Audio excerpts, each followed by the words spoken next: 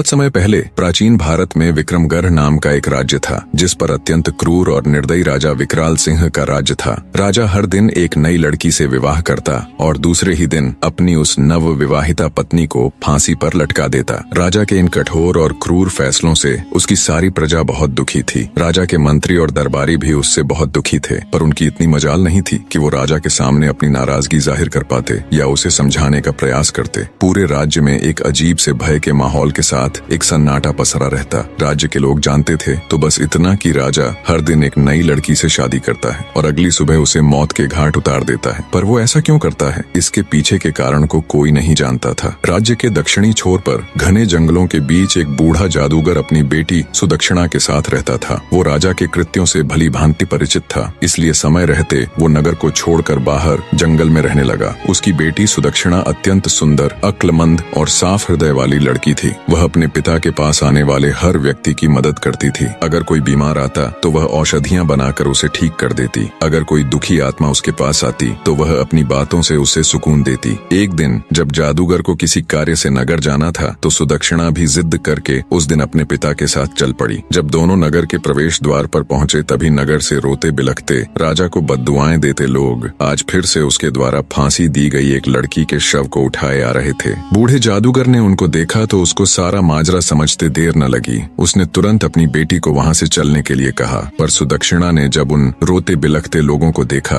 तो उसका हृदय द्रवित हो उठा। वो बोली, नहीं पिताजी, पहले मुझे ये जानना है कि ये लोग क्यों इतने दुखी हैं और क्यों ये राजा को भला बुरा कह रहे हैं। जादूगर के बहुत समझाने पर भी वो वहां से नहीं गई। कुछ लोगों से जब उसने इसका कारण पूछा तो लोगों ने उसे एक बार के लिए अजीब निगाह से देखा और बोले, क्या तुम्हें कुछ नहीं पता? सुदक्षिणा के मना करने पर उन लोगों ने अपनी पूरी पीड़ा भरी दास्तान उसके सामने कह सुनाई। सारी बात सुन सुदक्षिणा एकदम सन्न रह गई। कुछ देर बाद वो अपने होश संभाल अपने पिता से बोली, पिताजी, मैं राजा के साथ विवाह करना चाहती हूँ। बेटी के मुख से ये बात सुन जादूगर सकते में आ गया और बोला, बेटी, क्या तुम पागल हो गई हो जो ऐसी बात कह रही हो? तुमने अभी सुना ना कि राजा दूसरे ही दिन अपनी पत्नी की हत्या करवा देता है। सुदक्षिणा बोली, पिताजी, मुझे अच्छे से पता है मैं क्या कह रही हूँ। आप तो बस मुझे राजा के पास जाने की इजाजत दीजिए। अगर मैं अपनी बुद्धि, करुणा और सत्य के बल पर एक निर्दयी व्यक्ति को बदल सकती हूँ तो यह मेरे जीवन की सबसे बड़ी उपलब्धि होगी, वरना एक दिन मरना तो सभी को है और किसी की मृत्यु राजा के नहीं बल्कि उस ऊपर वाले के हाथ में है। बहुत कहने सुनने पर ना चाहते हुए भी जादूगर को अपनी बेटी की जिद के आगे झुकना पड़ा। उसने भारी हृदय के साथ अपनी बेटी को राजा के पास जाने की इजाजत दे दी। पिता से आज्ञा मिलने पर सुदक्षिणा उनको प्रणाम कर एक दृढ़ निश्चय के साथ राजा के महल की ओर चल पड़ी। आखिर क्यों राजा विवाह के एक दिन बाद ही अपनी नव विवाहिता पत्नी को फांसी पर लटका देता था? शुरू से राजा ऐसा क्रूर और निर्दयी नहीं था। वो एक बड़ा ही नेक दिल और प्रजा को चाहने वाला राजा था। जब वो शादी के लायक हुआ तो उसके पिता राजा नंदसेन ने उसका विवाह रूपवती के साथ कर दिया। रूपवती बिल्कुल अपने नाम की ही तरह अति सुंदर स्त्री थी। राजा विकराल सिंह भी उसके रूप का कायल हो गया। वो दिलोजान से अपनी पत्नी को प्यार करने लगा। सब कुछ ठीक चल रहा था, पर फिर एक दिन ऐसा हुआ कि राजा के पैरों नीचे से जमीन खिसक गई। एक दिन राजा कचहरी से सीधा रानीवास की तरफ चला गया। जब वो रानी के कक्ष में पहुंचा तो उसने देखा उसकी पत्नी रूपवती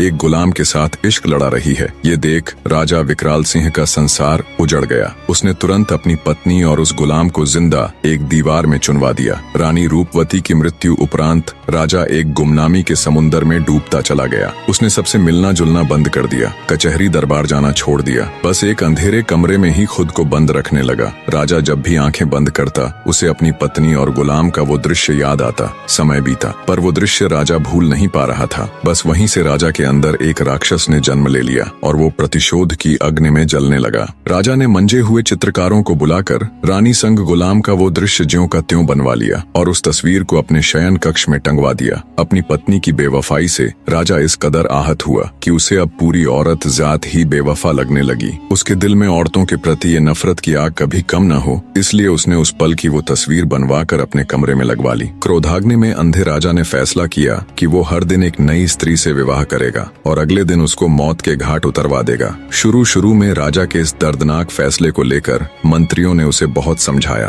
पर राजा ने किसी की नहीं सुनी। तब से लेकर अब तक राजा निर्दयता और क्रूरता से भरा जीवन जी रहा था। इधर जादूगर की लड़की सुदक्षिणा भी राजा के महल पहुंच गई। उसने महल के पहरेदारों से कहा कि उसे राजा से मिलना है, वो उनकी पत्नी बनना चाहती है। ये सुन पहरेदारों ने उसे अजीब निगाह से घूरा और चुपचाप उसका संदेश राजा तक पहुंचा दिया। राजा भी चक्कर में पड़ गया कि ऐसी कौन पागल लड़की है जो खुद मृत्यु को गले लगाना चाहती है। उसने सेवकों को उसे तुरंत उसके पास लाने का आदेश दिया। सिपाहियों के साथ आती सुदक्षिणा को राजा ने देखा तो वो उसे देखता ही रह गया। उसने आज तक इतनी मासूम और सुंदर स्त्री नहीं देखी थी। उसको देख राजा के चेहरे पर खुशी की मुस्कान आ गई, पर जल्दी ही वो फिर से मायूस हो गया। राजा ने सुदक्षिणा से पूछा, ए लड़की, क्या सोचकर तुम यहाँ आई हो? क्या तुम्हें पता नहीं कि मुझसे शादी करने का मतलब मौत को गले लगाना है? सुदक्षिणा दृढ़ निश्चय के साथ राजा की आंखों में देखती हुई बोली, हे राजा, मुझे आपके बारे में सब मालूम है। सब कुछ जानकर ही आपसे शादी करने का फैसला किया है।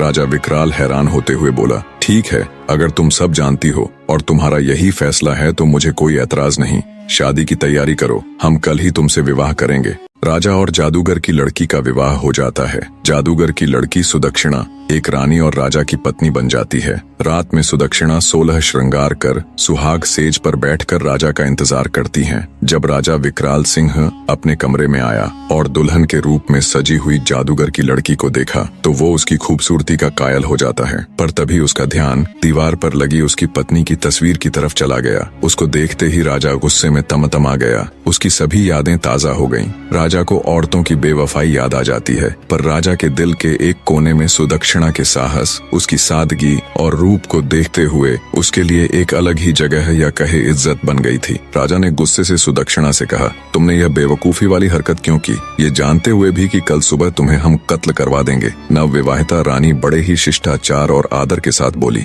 मेरे स्वामी, ये फैसला तो उस ऊपर वाले ने किया है और उसका फैसला मुझे हर हाल में मंजूर है। राजा बोला, सुबह तुम्हारे साथ क्या होगा ये जानते हुए भी? रानी सुदक्षिणा बोली, महाराज, मैं अच्छी तरह जानती हूँ कि सुबह होते ही आप मुझे मरवा देंगे, लेकिन उससे पहले मेरे पास आज की पूरी रात है और मोहब्बत की खुशी को लंबाई से नहीं नापा जाता बल्कि उसकी गहराई देखी जाती है। राजा बोला, तुम्हारी इन दिल फरेब बातों का मेरे ऊपर कोई असर नहीं पड़ने वाला। रानी सुदक्षिणा बड़े स्नेह और मर्यादा के साथ बोली, हे स्वामी, मैं एक रात के लिए ही सही पर आपकी पत्नी तो हूँ। इस नाते इस रात पर मेरा पूरा हक है। सुबह जो आपको करना है आप कर लीजिए। बोली, महाराज, पर अभी के लिए अपने इस गुस्से को त्याग दीजिए और थोड़े शांत हो जाएं। रानी सुदक्षिणा की बात सुन राजा का क्रोध ठंडा पड़ जाता है और वो आराम से कमरे में रखी एक कुर्सी पर बैठ जाता है। रानी सुदक्षिणा बोली, महाराज, आज की रात आपका दिल बहलाने के लिए मैं आपको क्या सुनाऊं? कोई किस्सा सुनाऊं, कोई शेर और शायरी सुनाऊं या फिर कोई गाना सुनाऊं? राजा बोला,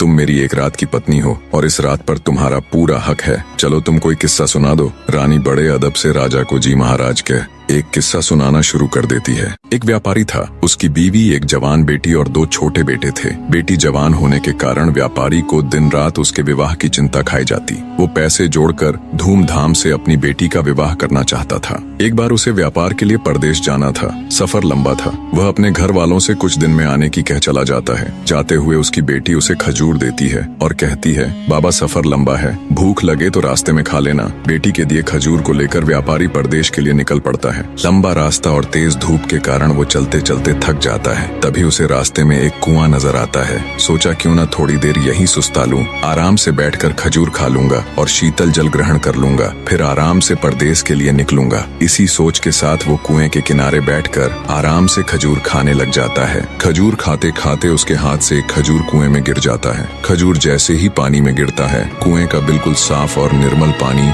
एकदम से खून में बदल जाता है और तभी कुएं के अंदर से गुस्से से भरा एक दैत्य निकल कर आता है। राक्षस की आंखें लाल थीं और उसके हाथों में धार धार तलवार थी। ये सब देख व्यापारी की सिट्टी पिट्टी गुम हो जाती है। मारे भय के वो थर थर कांपने लगता है। दैत्य गुस्से से उस व्यापारी से कहता है, मैं तुम्हें छोड़ूंगा नहीं, अपनी तलवार से तुम्हारे टुकड़े टुकड़े कर दूंगा। व्यापारी पहले ही डरा हुआ था। ये बात सुन वो भय से कांपने लग जाता है और कहता है, हे दैत्य, मैंने तुम्हारा क्या बिगाड़ा है? तुम मुझे क्यों मारना चाहते हो? दैत्य बोला, ए आदमजात, तुमने जो खजूर कुएं में फेंका वो वो मेरे मासूम बच्चे की हलक में जाकर फंस गया, जिससे उसकी मृत्यु हो गई। व्यापारी बोला, माफ करे दैत्यराज, मुझे आपका बेटा कहीं नजर नहीं आया और वो खजूर मुझसे गलती से कुएं में गिर गया। दानव गुस्से से बोला, हम राक्षस तुम आदमियों को नजर नहीं आते, तुम्हें खजूर खाते हुए एहतियात बरतनी चाहिए थी। अब तुम्हारी मृत्यु निश्चित है, नादानी में हो या जानबूझकर, गुनाह तो गुनाह होता है। अब मैं तुम्हारे टुकड़े कर अपने बेटे की मृत्यु का बदला लूंगा, खून के बदले खून, यही इंसाफ है। आखिर व्यापारी बेचारा मजबूर होकर बोला, हे राक्षस राज,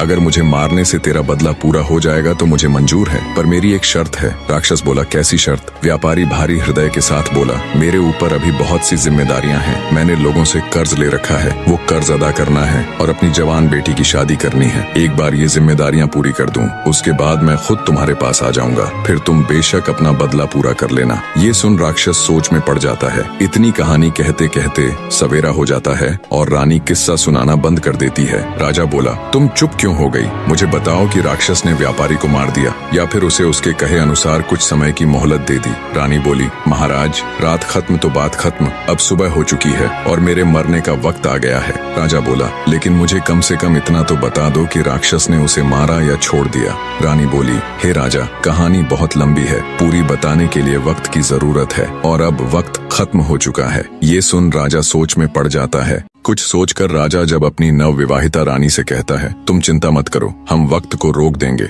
हम तुम्हें एक दिन की जिंदगी और प्रदान करते हैं, अब तुम किस्सा सुनाओ। तब रानी बोली, नहीं मेरे सरताज, किस्से तो रातों को सुनाए जाते हैं, सुबह का वक्त हो चला है, आप अपने राजसी कार्य कीजिए, आगे का किस्सा तो मैं रात को ही सुनाऊंगी। ये सुन राजा सोचता है, कितनी ही लड़कियां मेरे पास आईं और मौत के घाट उतार दी गई, सबके चेहरे पर मौत का भय साफ नजर आता था, पर इसके चेहरे पर तो भय नाम की कोई चीज ही नहीं है। खैर, इसका किस्सा मुझे बहुत दिलचस्प लगा है, इसलिए इसकी जान सिर्फ आज के लिए बख्श दी, कल इसका भी वही हाल होगा। राजा वहाँ से चला जाता है और अपने दिन भर के राजसी कार्यों में व्यस्त हो जाता है। इधर रानी हाथ जोड़ उस ऊपर वाले से प्रार्थना करती है, हे मालिक, हे परमेश्वर, मेरे पति को सद्बुद्धि देना, उसके इन पाप कृत्य को क्षमा करना और उसे सही रास्ता दिखाना प्रभु। शाम का वक्त हो जाता है। राजा बेसब्री के साथ कमरे में आता है और कहता है, रानी अब जल्दी से किस्सा सुनाना शुरू कीजिए। राजा की बेसब्री देख रानी कहती है, थोड़ा सब्र रखो महाराज, मैं आपके लिए खाना लगा देती हूँ, पहले भोजन ग्रहण कर लीजिए, फिर मैं आगे का किस्सा सुनाना प्रारंभ कर दूंगी। और राजा को खाना परोस देती है। राजा बोला, ये तो नौकरों के काम है, तुम ये क्यों कर रही हो? रानी बड़े प्यार से बोली, नहीं मेरे स्वामी, यह एक पत्नी का कर्तव्य होता है कि वो अपने पति का ख्याल रखे। राजा बोला, तुम्हें कौन सा मेरे साथ पूरा जीवन व्यतीत करना है, और वैसे भी आज की रात के बाद तो ये काम नौकरों ने ही करने हैं। रानी बोली, हे स्वामी, आज की रात ही सही, पर आपकी सेवा करने का मौका तो मिला, मरते समय सुकून से मर सकूंगी, जितना भी समय मिला अपने पति की सेवा तो की। ये सुनकर राजा के दिल को बहुत सुकून मिला, लेकिन तभी उसको अपनी बीवी की बेवफाई याद आ गई। राजा गुस्से से बोला, ये फालतू की बातें मुझसे ना करो और जल्दी से किस्सा सुनाना शुरू करो। राजा की बात सुन रानी किस्सा सुनाना शुरू कर देती है। व्यापारी की बात सुन थोड़ी देर विचार कर दैत्य बोला, अगर मैं तुम्हें कुछ समय की मोहलत दे दूं तो क्या गारंटी है कि तुम वापस आओगे? व्यापारी बोला, हे राक्षस राज, उस ऊपर वाले की कसम खाकर कहता हूँ कि मैं अपने कामों को अंजाम देकर यहाँ जरूर आऊंगा और खुद को तुम्हारे हवाले कर दूंगा, मेरा विश्वास करो। दैत्य बोला, ठीक है, मैं तुम्हें 40 दिन की मोहलत देता हूँ। व्यापारी दैत्य का शुक्रिया करते हुए अपने घर की तरफ चल देता है। कुछ दिन के सफर के बाद वो अपने घर पहुँच जाता है। व्यापारी को घर आया देख उसके बीवी बच्चे खुश हो जाते हैं। उसकी पत्नी कहती है, स्वामी,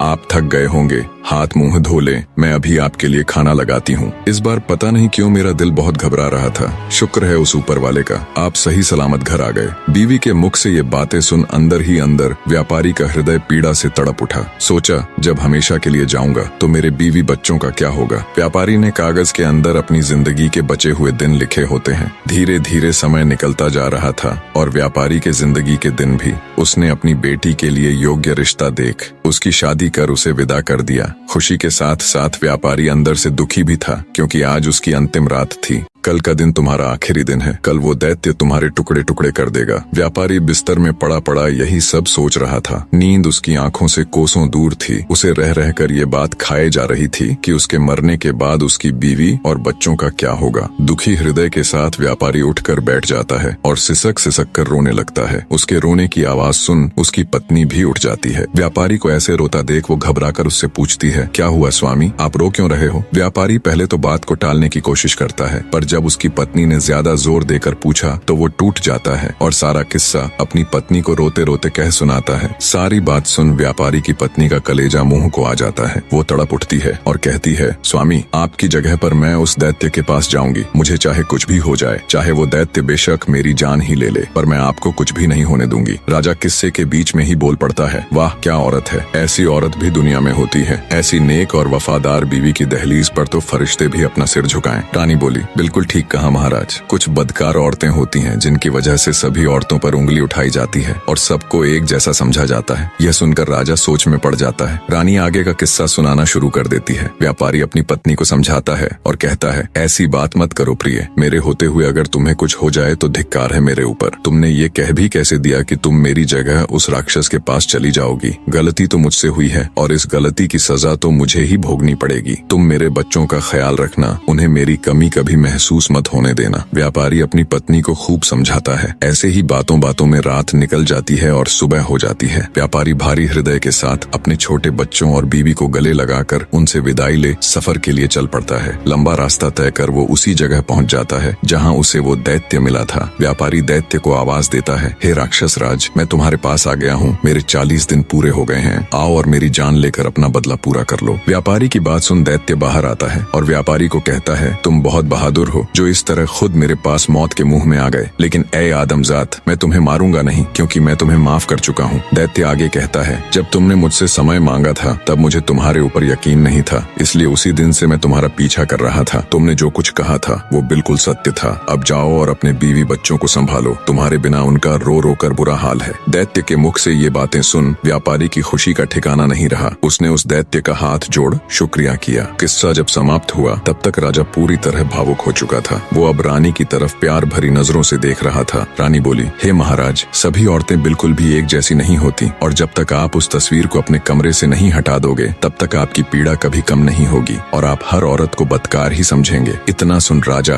अपनी बेवफा पत्नी की वो तस्वीर फाड़कर उसे नष्ट कर देता है और रानी के हाथों को अपने हाथ में लेकर कहता है, हे रानी, आज तुमने मेरा हृदय परिवर्तित कर दिया। मुझ पापी से पता नहीं कितने पाप हुए हैं। हे रानी, तुम धन्य हो, आज तुमने मेरी आंखें खोल दी। रानी बोली, हे महाराज, आप मुझे मारना चाहे तो बेशक मार दे, लेकिन मेरी एक शर्त है कि आप मुझे सिपाहियों के हाथों से नहीं बल्कि खुद अपने हाथों से मारे। मुझे यह बिल्कुल भी गवारा नहीं कि मुझे कोई सिपाही हाथ लगाए। आपके हाथों से मरूंगी तो मेरी रूह को सुकून मिलेगा। राजा बोला, नहीं मेरी रानी, मैं तुम्हें कुछ नहीं करूंगा। मेरा खोखला भ्रम तोड़कर एक जिल्लत भरी जिंदगी से बाहर निकालने वाली देवी हो तुम। हे मेरी प्रिय, मैं हमेशा तुम्हें अपनी पलकों पर बिठा कर रखूंगा। जो और जितना पाप मैंने किया है, शायद उसके लिए वो ऊपर वाला मुझे कदापि माफ न करे, पर बची हुई जिंदगी में मैं सिर्फ खुशियां बांटना चाहता हूँ अपनी प्रजा और तुम्हारे साथ। उधर जब जादूगर को ये बात पता चली कि उसकी बेटी बिल्कुल सही सलामत ही नहीं बल्कि राजा की आंख खोलने वाली उसकी चहेती रानी बन गई है और राजा अब एक नेक इंसान बन गया है, तो उसकी भी खुशी का कोई ठिकाना नहीं रहा। राजा विकराल सिंह रानी सुदक्षिणा के साथ एक हंसी खुशी जीवन व्यतीत करता है। निष्कर्ष, व्यापारी ने अपनी गलती की सजा स्वीकार की, लेकिन उसकी पत्नी और बेटी की निष्ठा और प्रेम ने उसे अंततः एक नई राह दिखाई। राक्षस ने उसकी ईमानदारी और समर्पण को देखकर उसे माफ कर दिया और वह घर लौटने में सफल हुआ। राजा ने रानी की समझदारी और बलिदान को समझा और अपनी पुरानी पीड़ा से मुक्ति पाई। यह कहानी बताती है कि सच्चे प्रेम और नैतिकता की शक्ति से ही जीवन में बदलाव लाया जा सकता है। कहानी में अंत तक बने रहने के लिए आप सबका एक बार फिर से तहे दिल से धन्यवाद। कमेंट करके स्टोरी कैसी लगी अपनी राय जरूर दीजिए और आपके ध्यान में कोई ऐसी कहानी है जिसे आप एक बेहतरीन वीडियो के रूप में देखना चाहे तो जरूर बताएं।